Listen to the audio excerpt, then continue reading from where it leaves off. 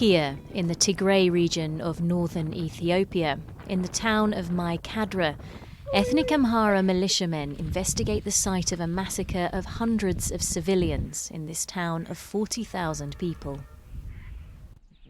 Questions linger over who is responsible for the attack that took place on November 9th, with participants in the 3-week-old conflict seeking to absolve themselves of an atrocity that bears the hallmarks of a war crime.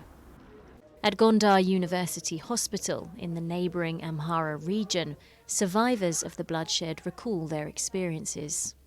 They said the Amhara won't leave us alone. They want to finish the Amhara off, to exterminate the Amhara. Amhara ethnicity militia have been fighting alongside the Ethiopian federal forces in this conflict, which began on November 4th. Prime Minister Abiy Ahmed's announcement of military operations in Tigray was a dramatic escalation of a long-running feud with the region's ruling party, the Tigray People's Liberation Front, known as the TPLF. Amnesty International and the government-affiliated Ethiopian Human Rights Commission says its retreating forces loyal to the TPLF, who are responsible for the recent massacre, and are calling for answers. So we ask both parties to restore internet communication, mobile communication, and also to facilitate physical access to the area, especially for humanitarian and human rights organizations.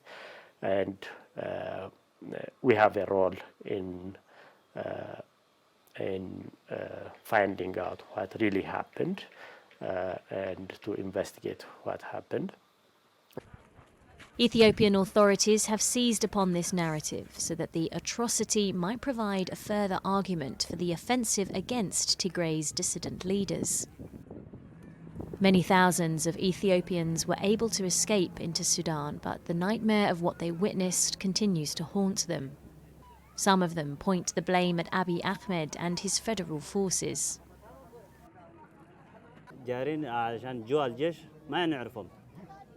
We ran away because the army came. We do not know who they are. They started beating us with weapons, knives, crutches, anything they could carry in their hands. We escaped and the women did the same. They did not know where their children were. We left everything behind. We did not even take the clothes, and all of this because Abiy Ahmed attacked us for no reason.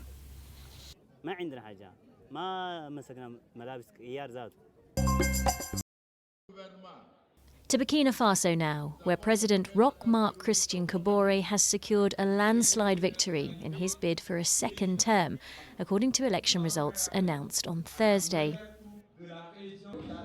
This comes after a campaign dominated by his record on fighting jihadist terrorism in the north of the country.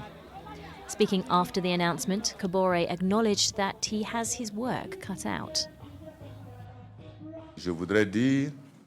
I would like to say that with regards to security issues, national reconciliation issues, development issues, issues concerning the improvement of the living conditions of the Burkinabe people, these are relevant issues that we are going to get to work on very quickly.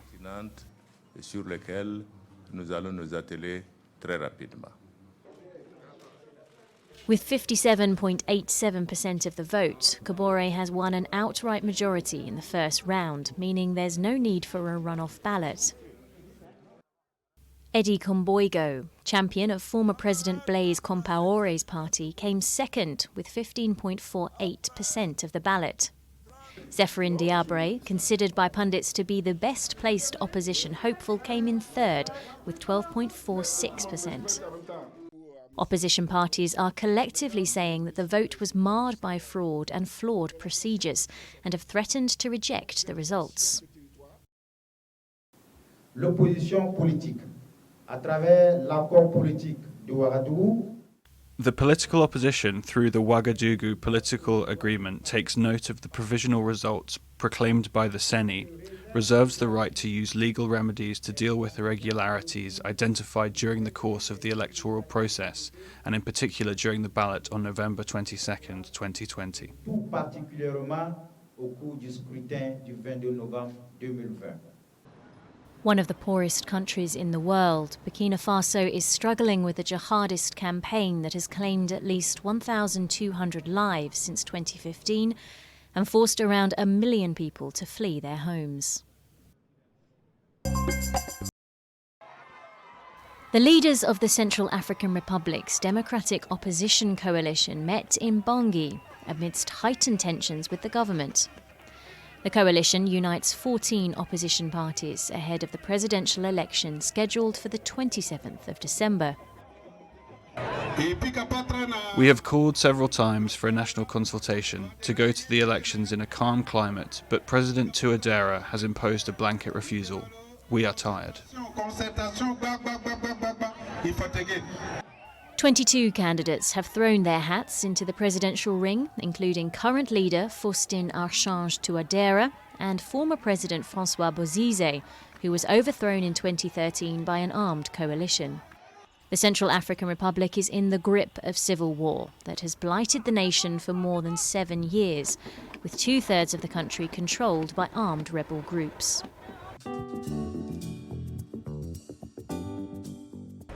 And finally, as a young Congolese woman modelling in Hong Kong, Harmony Anne-Marie Ilunga rarely saw anyone who looked like her in magazines.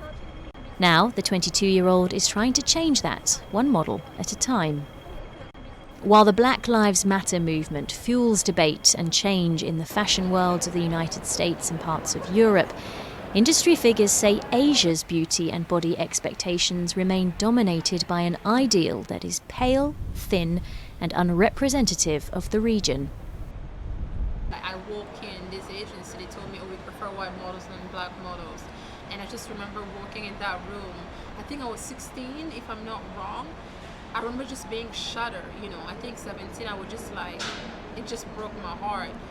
After rounds of rejections, in 2018 she opened her own small agency to champion models of all skin tones and sizes.